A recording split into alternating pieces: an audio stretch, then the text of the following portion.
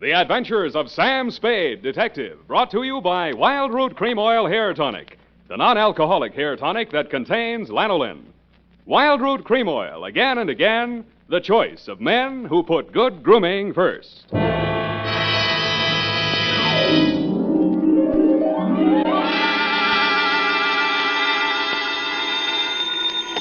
Sam Spade Detective Agency. C'est moi, sweetheart. Oh, Sam, how did it go? Well, it wasn't exactly a 10-in-1 outfit. More of a mud show, dog and pony type, rag front. Sam, what are you talking about? Hmm? And by the way, where were you last night? I missed the last bus in from the Cow Palace, so I had to do a star pitch. Connie talk, F. Oh, if you think I'm going to ask what a star pitch is, you're mistaken. What were you doing at the Cow Palace? Oh, just bulling around. Oh. Sam? Yes? Sam? Yes? Sam... You asked too many questions. Sweetheart, in the patois of the carnival, I'll be right down to pitch my spiel my pitch, and make with the canvas and the Bluebeard caper.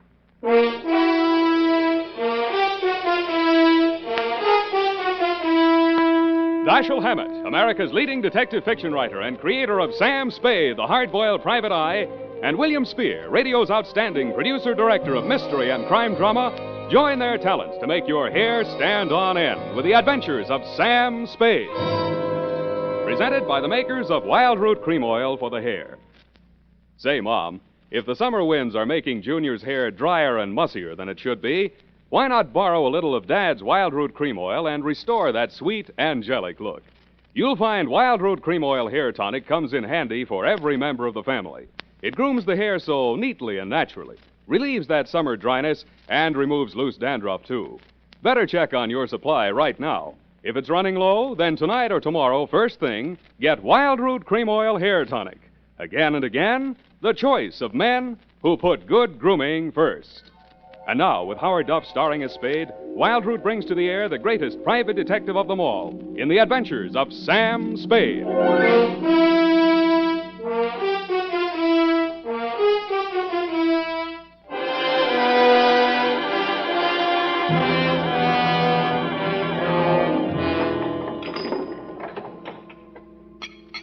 Ready, Effie? Yes, Sam. By the way, what is a star pitch? Hmm? Oh, your clothes. You look as if you'd slept on the ground. That's what it is. Date, August 8, 1948, to Detective Lieutenant Dunne, Homicide Detail, San Francisco Police. From Samuel Spade, license number 1375596. Subject, the Bluebeard caper. I will not offer as an extenuating circumstance the fact that business is bad all over. But it is true that I had been sitting in my office for 4 hours and the phone had not rung once. This one didn't phone. From the looks of him, he didn't have the required nickel. But the hangover he was wearing under his eyes had cost someone a pretty penny, so I figured his credit might be good somewhere. Mr. Spade? Yeah? Oh, my head. Here. Try this. Oh. You want it mixed? Oh, no soda. I couldn't stand the noise. Where'd you wake up? In these same clothes. Figures. It all started at my sister's engagement party. Mint juleps. They must have been full of flukum. Flukum? You don't happen to have an ice bag? It's customary for my clients to bring their own. Oh. Well, now here's a spiel. Did I tell you my name? The name you gave my secretary was Ned Towers. You want to stick with that? Yeah, Ned. Ned Towers, yeah. It's about my sister. She's... Her name? Sylvia. Sylvia Towers. Sylvia Towers, yeah. But it's not about her, really. It's about that Bluebeard. Bluebeard she's marrying. Jefferson Davis Calhoun. What about him? Oh, that marriage has got to be stopped. I found out that his name's not Calhoun at all, that he's been married 3 times under 3 different names, and that all his wives died mysteriously, and that he collected their insurance, and now he's talked my sister into insuring herself for $100,000 in his favor. When did you learn all this? In a barber shop yesterday. Oh. I went in to get a manicure, and I picked up this old detective magazine. Here's his picture. Oh, look at it. I had heard of the case. In his heyday, the papers had called him the Mint Julep Romeo. And any name he happened to be using at the time had Colonel in front of it. None of his 3 wives had survived the honeymoon. Wife number 1, an aviatrix, bailed out at 10,000 feet over Mount Hood along with her husband. His parachute opened, hers didn't. They found the body the following spring. Wife number 2, a snake dancer, died of snake bite when she squared off with a full-fanged diamondback instead of her usual non-poisonous partner. Cause of death was never officially proven because the body was embalmed by mistake, it said there, before the coroner arrived. And finally, number 3, a professional stunt woman disappeared over Niagara Falls in a beer keg instead of her specially designed barrel and was never seen again. Well, Mr. Spade? Yeah, but are you sure your sister's fiancé, this Calhoun, is the same guy? Well, here's a picture of them together. Their engagement photograph. What do you think? Brunette? My sister? Redhead. That's him on the left. Redhead? Well, Mr. Towers, are we going to sit idly by and see another poor girl go to her death? How much money you got? About $100. I'll take 50 now. You are going to help. How much does she already know? I tried to tell her. She's beautiful. She wouldn't even listen. I thought she might listen to you. I pray she will, Ned. I pray she will.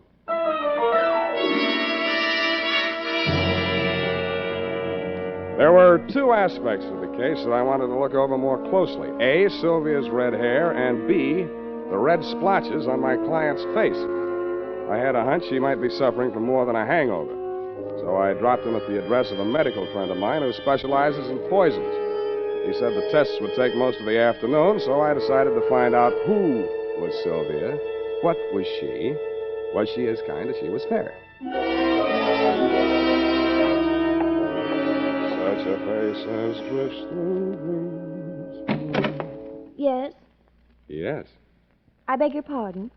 Miss Towers? Yes, I'm Sylvia Towers. Are you the florist? You were expecting maybe a detective? Come in. Thanks, I will. Well, as a matter of fact, I wasn't expecting a florist or anyone else. But I'm glad to see you. I really am. Huh? Sit down here.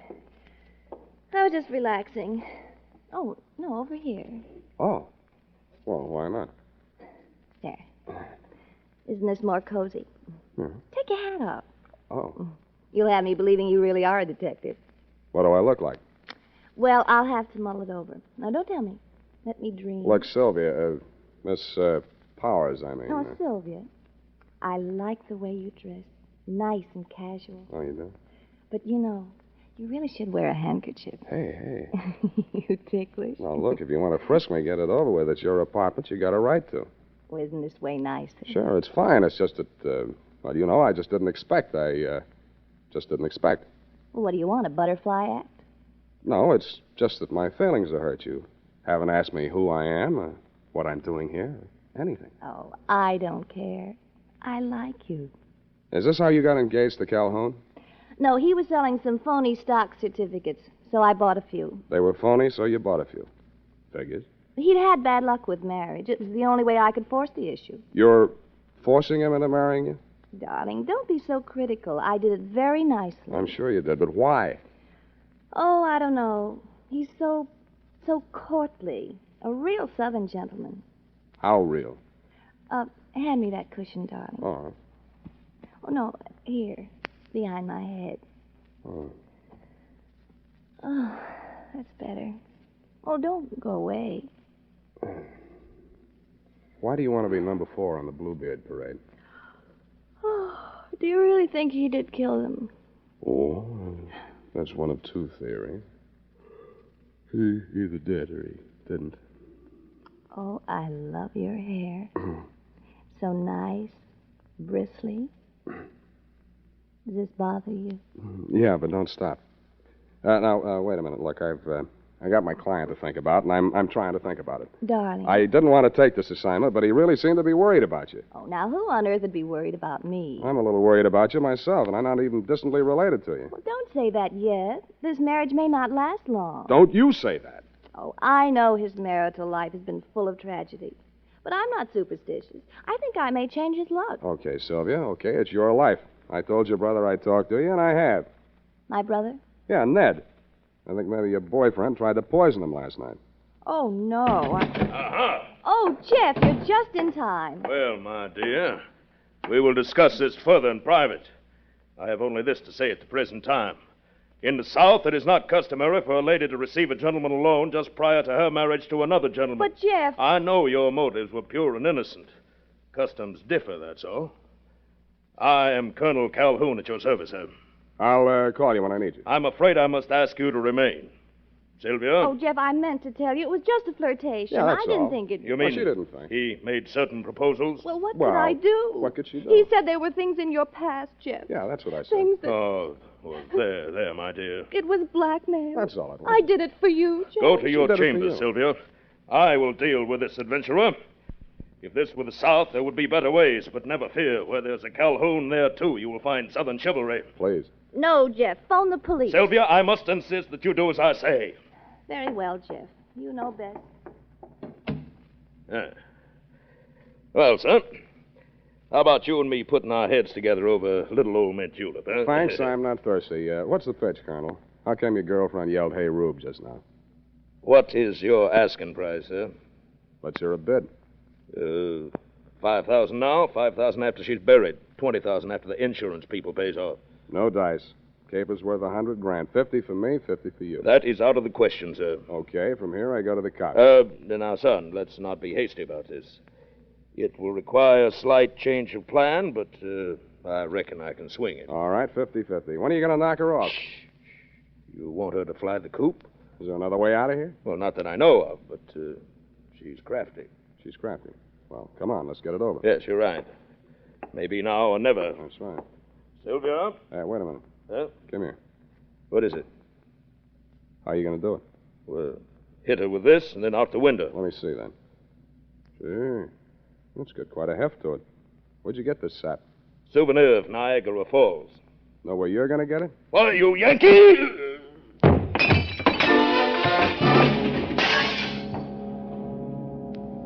The souvenir of Niagara Falls was deadlier than I thought. The blow spun him around like a top, and he went down on the other side of the room, taking the bar and the mint julep ingredients along with him. I headed for the room Sylvia had disappeared into. But she had already disappeared out of it. I looked in the closets, the bathroom, under the bed, tapped the walls for secret panels, and then forced myself to look out the only possible exit, the open window. 10 stories, sheer drop to the street. 2 stories, sheer unclimbable masonry to the roof. Now get this, Dundee. No other exit, no horizontal ledges, drain pipes, niches, cornices, not even a helicopter landing. I asked myself, who is Sylvia? What is she?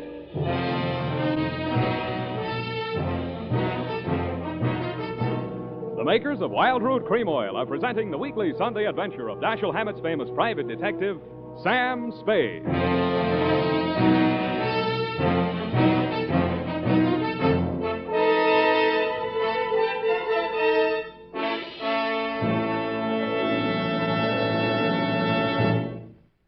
If you want the well-groomed look that helps you get ahead, socially and on the job, listen. Recently, thousands of people from coast to coast who bought Wild Root Cream Oil for the first time were asked, how does Wild Root Cream Oil compare with the hair tonic you previously used? Better than 4 out of 5 who replied said they preferred Wild Root Cream Oil. And no wonder. Wild Root Cream Oil grooms the hair neatly and naturally, relieves annoying dryness, and removes loose dandruff. What's more, non-alcoholic Wild Root Cream Oil is the only leading hair tonic that contains soothing lanolin. So ask for Wild Root Cream Oil Hair Tonic. Again and again, the choice of men who put good grooming first. By the way, smart girls use Wild Root Cream Oil, too. And mothers say it's grand for training children's hair.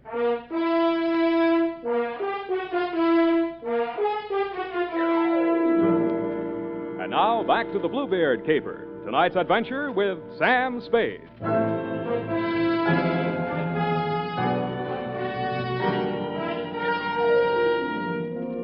There was no use wasting any time trying to figure out how Sylvia had done whatever she had done to escape from that escape-proof room.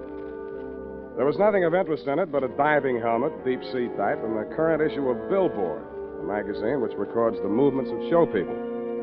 Under carnivals and tent shows, an item was circled. Colonel Carlisle's Colossal Carnival and Tent Show, which was currently playing San Francisco out by the Cow Palace. That reminded me of the Colonel in the next room. I went in to hit him again, but somehow his not being there didn't surprise me a bit. What I found on the roof did surprise me a little. It was a rope and grappling hook, human fly type, which fitted with the circusy aspect the caper was beginning to take on. but I'd never have taken Sylvia for a stunt woman. I did a deep knee bend to get into condition for what lay ahead, slid down the banister to the top floor, somersaulted into an elevator, and rode it down to the lobby, no hands. Pausing only to acknowledge the applause of the scrub woman, I skated on over to the phone booth. Sylvia's hands like the night. Dr. Mandel's office. Bernie, Sam Spade. Oh, say, I'm glad you called, Sam. That patient you brought in here, Ned Towers? Yeah, what about him? Well, your hunch was right. There was enough poison in him to kill him twice. Uh-huh. And that ain't all. He dead? No. Then what's all? Well, his stomach had enough foreign objects in it to keep all the newspapers in town in Monday morning feature stories for the rest of the year. What type foreign objects? Oh, glassware, spoons, hunting knives. Well, nothing valuable. Where'd you send him? Oh, he wasn't a hospital case, Sam. Enough poison to kill him twice, glassware, spoons, hunting knives, and not a hospital case, huh? The poison, he's developed an immunity. The other stuff, it's harmless. Harmless, huh? Do you want me to send you the complete report? No. Forget it, Bernie. You've given me enough. Thanks.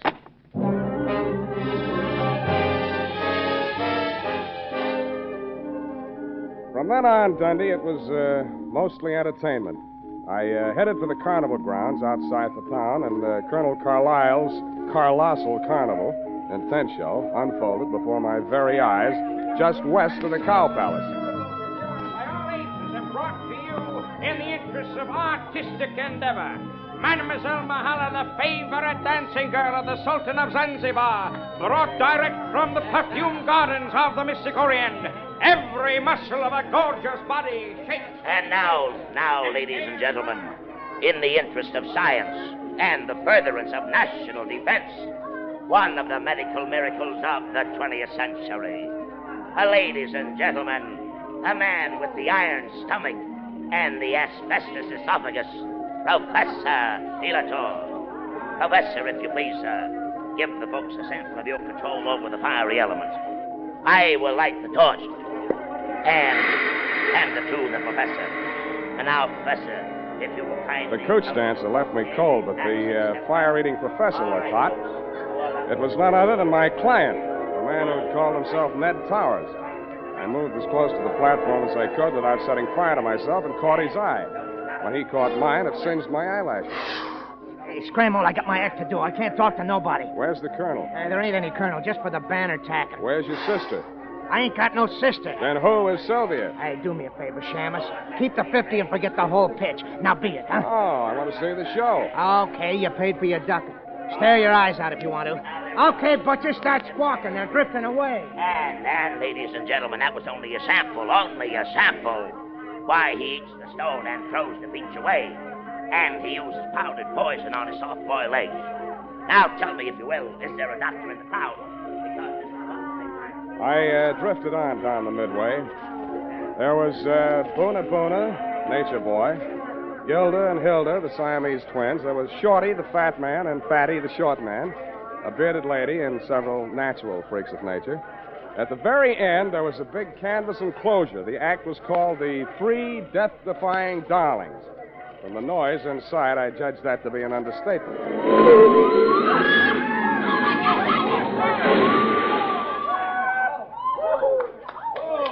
I bought a ticket and got inside just in time to see a trim, energetic blonde in tailored coveralls crawl out of the twisted wreckage of the car she'd just driven point blank into a concrete wall at an advertised speed of 80 miles an hour.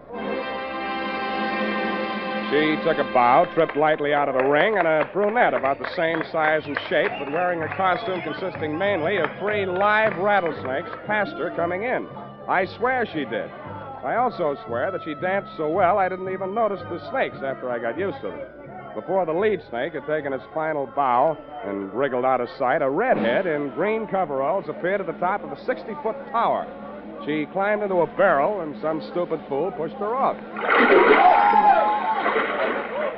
The tank she landed in was no more than 3 feet across and couldn't have had more than a foot of water in it. But she emerged from the splinters with her face wet and some of the greasy carnival-type makeup washed off. The red-headed branch of the Death-Defying Darlings was, you guessed it, that miraculous escape artist, the one and only Sylvia. I was anxious to meet the rest of the act, so I vaulted over the canvas to their trailer dressing room. There was a sinister buzzing sound at my ankles as I entered. I jumped out of the way just in time to miss getting bitten by one of the brunette's dancing partners, the Diamondback. Sylvia looked at me pityingly, grabbed it expertly just behind the head, and shoved it down into its basket. Sam, you should have known better than to come in here unannounced. Strangers make Salome terribly nervous. Then we're even. How did you know I was here? I didn't. I was looking for my client. Then you are working for Ned. Who else? Well, when I heard you bargaining with Jeff, I didn't know what to think. Before that, I'd been so sure. Look, sweetheart, I haven't been sure of anything in this caper from the start, least of all you.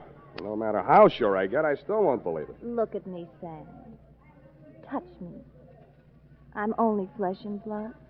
Yeah, well, anyhow, how did you meet yourself coming on with the snakes when you went out in the coveralls? Oh, zippers. I was wearing the snakes underneath all the time. Snakes?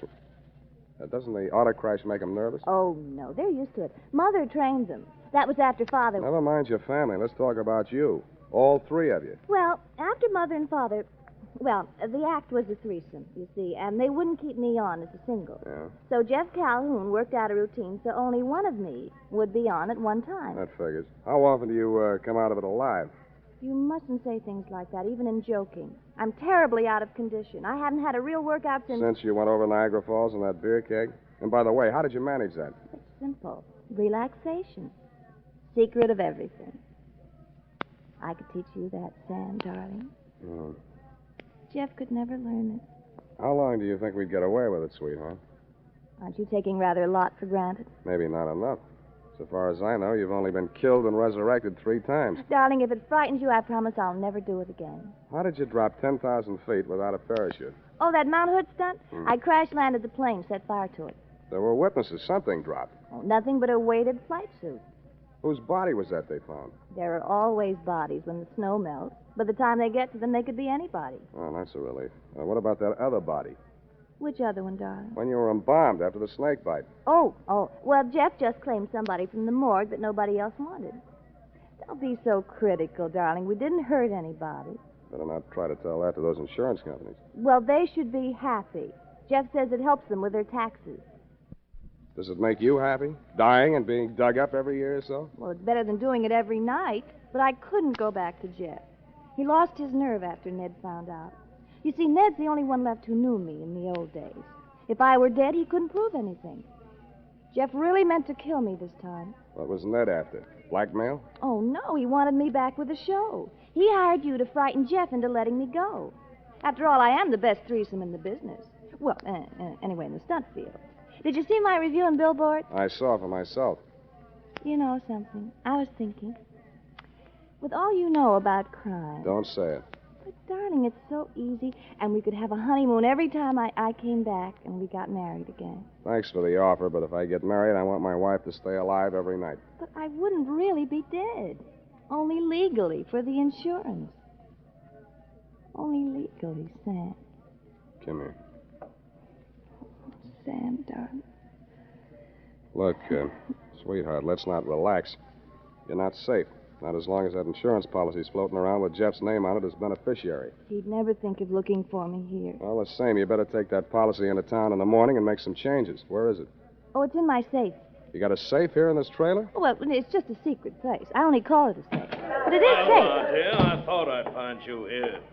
But I hardly expected to see Mr. Spade. You don't surprise me a bit, Bluebeard. Hello, Jeff. Sit down and stop waving that revolver. What do you want? That policy. I heard every word you two have been saying. Not that that piece of paper means anything. You won't even be around when the bank's open. But having the original policy in my hand will save a lot of delay, red tape. Of course, Jeff. Where is it? Oh, what's the use? It's in the basket, right by the side of your chair. Wait a minute. Don't move, Spade. If you do, I'll blast you. Listen to me. Don't raise so that this is lid. your safe. Still a child, aren't you, Sylvia? Don't do it, Calhoun. Don't do it.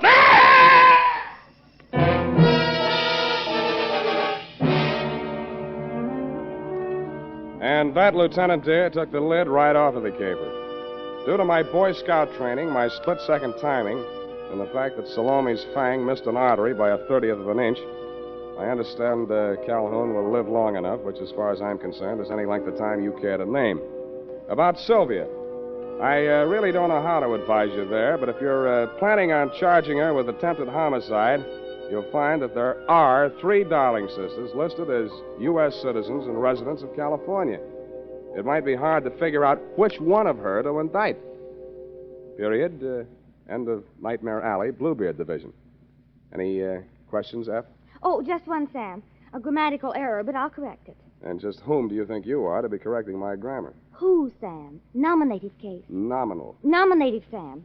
The most frequently used cases in English are nominative, accusative, and possessive. Now, I'm referring to your sentence which reads, it might be hard to figure out which one of her to indict.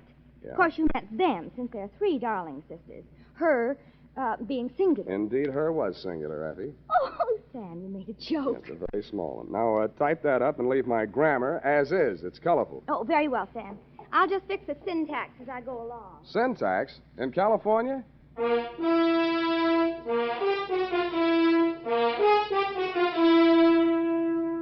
Say, are you looking for a hair tonic that will groom your hair neatly and naturally? Then you're looking for Wild Root Cream Oil.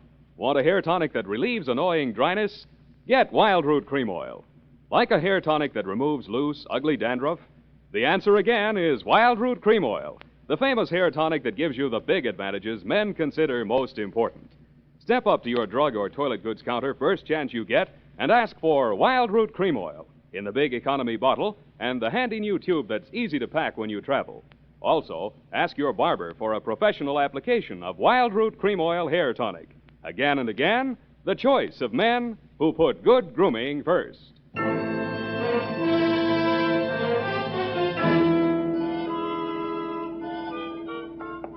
here it is, Sam. You were quite right. She was only one girl, so I left it to her and made the correction back farther. Back where, The Twinkle sentence Toes? just prior. Twinkle Toes. Hmm. You know, where you said 3 Darling sisters, I changed it to 1. That's impossible. It takes 2 to make a sister. That is not funny, Sam. Who's laughing? It's no laughing matter, Sam. After all, that Sylvia, or the Darling sister, or whatever she's... And I don't care if she can go over Niagara Falls in a barrel. Let's get it right, F. Beer In keg. fact, the only funny thing is you being taken in. After all, snake charmers of that type are a dime a dozen. Oh, here's 20 cents. Phone up that place. What place? Where you get the red-headed snake charmers, 12 for 10 cents. Dime a dozen, Sam. It's a figment of speech. You can say that again, sweetheart. Pretending to be 3 people, all with different hair, and wearing snakes under a coverall. Now, Effie. No normal girl would do that, Sam. I don't know. Women do all kinds of work. Oh, Sam. Why can't I be an adventuress like some girls are? I wouldn't trade you for 30 cents worth of snake charmers. Oh, Sam. That's the nicest thing you ever said to me. Well, next to the nicest. Good night, Sam. Good night, Salome. Twinkle, toes.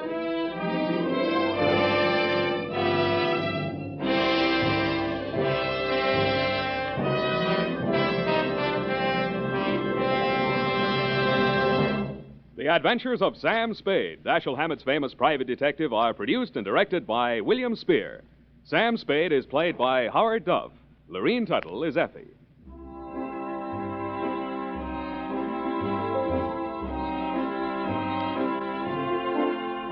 The Adventures of Sam Spade are written for radio by Bob Tallman and Gil Dowd, with musical direction by Lud Gluskin. Join us again next Sunday when author Dashiell Hammett and producer William Spier join forces for another adventure with Sam Spade. Brought to you by Wild Root Cream Oil. Again and again, the choice of men who put good grooming first.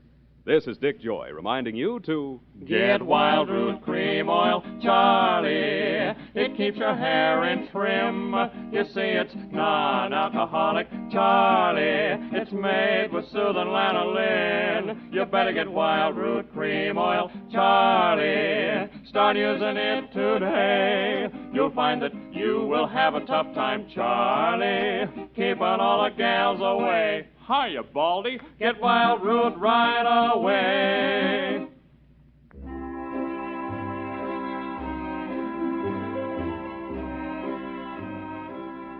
This is CBS, the Columbia Broadcasting System.